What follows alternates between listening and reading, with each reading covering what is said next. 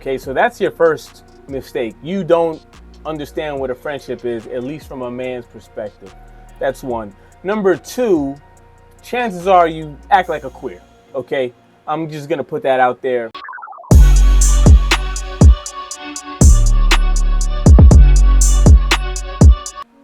Yo, what's happening, YouTube? It's your boy Bolo, and I'm coming to you with another video for educational purposes only. And today we'll be breaking down a video that I've been seeing circulating, in which a trans man, a woman who has transitioned into being a man, transgender human being, is finding out that being a man isn't all peaches and sunshine. You don't walk around and go, "Hello, I'm man, give me stuff, treat me well." Yeah, it don't go down like that. Now, on the flip side, on the other side of the coin, a lot of the people that are distributing and reposting the video are making manhood sound like damn near a death sentence. Like it's the hardest thing, and woe is me. A lot of you guys need to cut that shit out. Yes, being a man is hard. But stop acting like these, feminists that act like women, like being a woman is a death sentence and it's just unbearable. It's not. Yes, it's hard. Yes, it can be lonely. But we evolved to withstand this. This is our existence. It always has been and probably always will be. Okay, if we weren't resilient and didn't thrive under these circumstances, we wouldn't exist still. Okay, so stop like over dramatizing how hard it is to be a man. Okay, but let's break down the video. Yeah, let's go. Nobody told me how lonely being a man is. I had closer friendships with random women I met in the bathroom before I transitioned at clubs because of how open women are. All right, first off, those weren't friendships. You were being friendly. You were not friends. Okay, complimenting each other on the fucking dress is not a friendship. Okay, so that's your first mistake. You don't understand what a friendship is, at least from a man's perspective. That's one. Number two, chances are you act like a queer. Okay, I'm just gonna put that out there. I'm in New York City, so there's a lot of people like this running around, and I've come across a couple transgender men, and without me knowing, I thought they were gay men. That's what I thought until I found out that they were actually biological females who transitioned. Okay, so there's a natural aversion to probably the guys you want to hang out with you, because they're like, this guy's a queer, we ain't got shit to talk about, I'm good. Okay, so yeah, that's two. Number three, men earn friendship, we earn respect. You have to earn your way into a lot of these things. There's men, as far as camaraderie, that's what we thrive on. Okay, if you look at any aspect in the world, men congregate around things. It could be gangs. You have gangs, Bloods, Crips, Gangster Disciples, way back in the day, the Dead Rabbits, whatever, the mob, and that was over ethnic lines. But they always came together, built a brotherhood. You have to get your ass beat to get, accepted by the rest of the group. When you're in a fraternity, you have to do certain things to prove that you're a part of it. Okay, you look at video games. Okay, people would congregate and play each other and build friendships that way. There has to be commonalities. It's not, hey, you're a guy, I'm a guy, let's be friends. There has to be a reason. Okay, so that's another thing. Women are more social in general, where they can just, hey, how you doing, and all that shit. Guys aren't like that. There needs to be a reason for you to be around me. And then we have to build some kind of trust and camaraderie. Baseball teams, whatever it is. Than I've had in my 8 years of transitioning. Because women are just so much more vulnerable and deep than men. They're not more vulnerable and deep. They're probably more vulnerable. At least initially. Guys, you have to earn that. Like I said, a man's life is competition. You cannot be vulnerable with everyone because you subconsciously are looking at them as your competition. So men will open up to a very select few, if any. Okay, That's the fact of the matter. You're approaching it from a female lens, which just disproves all this trans bullshit. You still think like a woman. All the testosterone, all that shit, you still approach things like a fucking woman.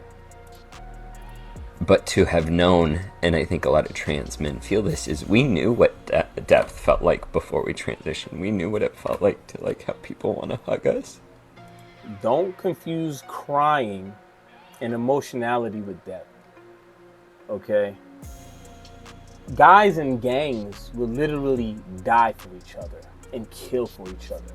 If that is not a deep friendship, I don't know what is. Now you can talk about them ratting and all that shit, you know, and the after effects. But at the end of the day, and you could agree with it or not, but you cannot disagree with the point being made, is that to be willing to die or kill for another human being, there has to be a deep connection and relationship. Has to. I'm not going to kill for you, knowing that I'm putting my life and freedom in jeopardy for no reason. Okay? Guys always, if they built that trust and actual friendship, will go to the ends of the earth a lot of times for their male friends. And I'm talking about actual friends, not people you are friendly with. And to have people want to talk to us. And to have a community.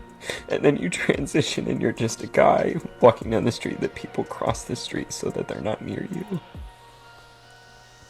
And friendships are so much harder to build. And people are colder. Well, those are correct. But at the same time, anything worth having doesn't come easy. You've heard the saying and it rings true.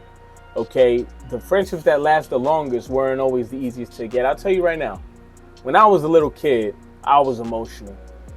I would cry, not like bawling, not like that, but it was like if I got angry, I would cry with tears. I would have tears coming down my face. I would be so mad and I wouldn't know how to take it out. And, you know, I used to get made fun, like if I got made fun of, and I couldn't get my hands on them, you know, I would cry and like just throw a fit. You know, that's how I would do. And I would get made fun of when I first moved to Brooklyn because I had no friends. You know, it took time for me to build those friendships. And the people that were making fun of me when I first moved here and that I initially didn't like because they didn't know me, I didn't know them, the next year, those were all my closest friends. And I'm talking about we were like super tight for years and years and years until we graduated. And even today, we'll still, hey, how you been? All that kind of shit. There's never been any bad blood. But just because they didn't, you know, embrace me with open arms initially doesn't mean they didn't like me. Is that they didn't know to trust me yet. Okay, so, and I didn't know to trust them yet. It was just kind of like, all right, this kid moved into our neighborhood. We don't know what he's like and all that shit. So I kind of had to prove to them that, you know, I belong. It is what it is. That's just kind of how guys, we gatekeep. It's just in our nature. What's hard is none of this invalidates how real and raw women and people who are in marginalized groups feel about cis white men. All of that's valid.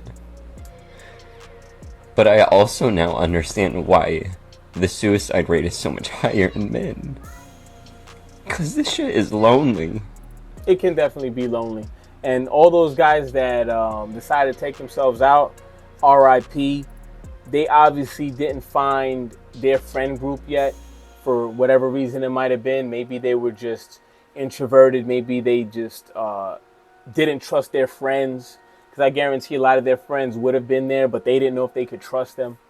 Or they were just super to themselves and actually didn't have anyone to talk to for whatever reason. Rest in peace to those guys. But that's not most men's experience. You know what I'm saying? Just because it happens more with men, it doesn't mean we're all ready to kill ourselves and jump off a bridge. I'm not. You know, and most guys aren't. We kind of push through. That's how we've evolved into taking hardships and pushing through. You know, sink or swim. That's just how we, you know, we've come up.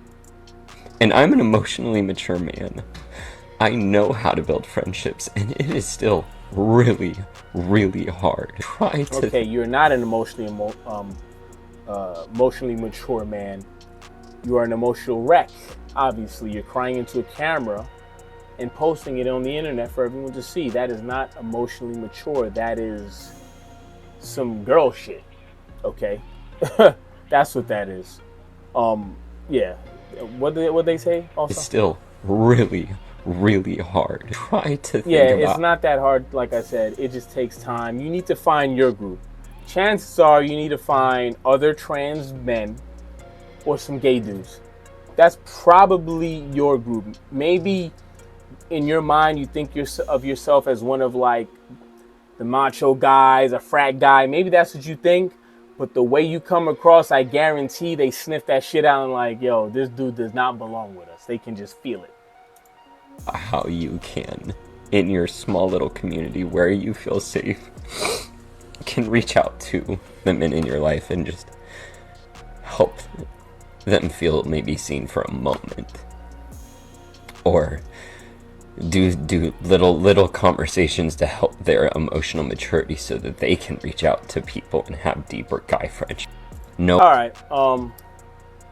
Yeah, so that's my opinion on this whole thing. Guys, if you are dealing with any kind of mental like situation and you really feel like you have no one to reach out to, there are a bunch of hotlines. Reach out to them. Talk to someone, anonymous person. If you don't have someone in your inner circle that you feel like you can trust with, your vulnerability and sensitive subjects. But most guys, we know we have like 1, 2, maybe 3 guy friends. We could be like, damn man, me and my girl, it's not working out. She did this or blah blah blah. I'm going through this. Most guys have that support system. It just takes time to foster. Okay, we're not like, wow, you play basketball, I play basketball, we're best buds. It's like we'll see each other, nod at, after a while, yo, what's going on, bro? How you been? Maybe we'll develop, into more conversation later, and maybe I'll hang out, whatever, and become friends. But it's not a, wow, you wear the same shoes I do. Oh my God, we're best buds, whatever. You know what I mean? But yeah, let me know what your thoughts on the comments below. I'm out.